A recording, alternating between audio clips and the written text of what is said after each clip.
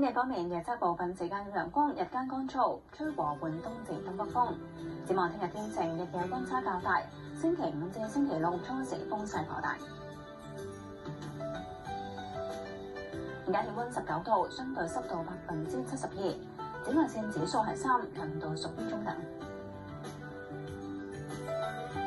環保署公布空氣質素健康風險，一般監測站係低，路邊監測站亦都係低嘅水平。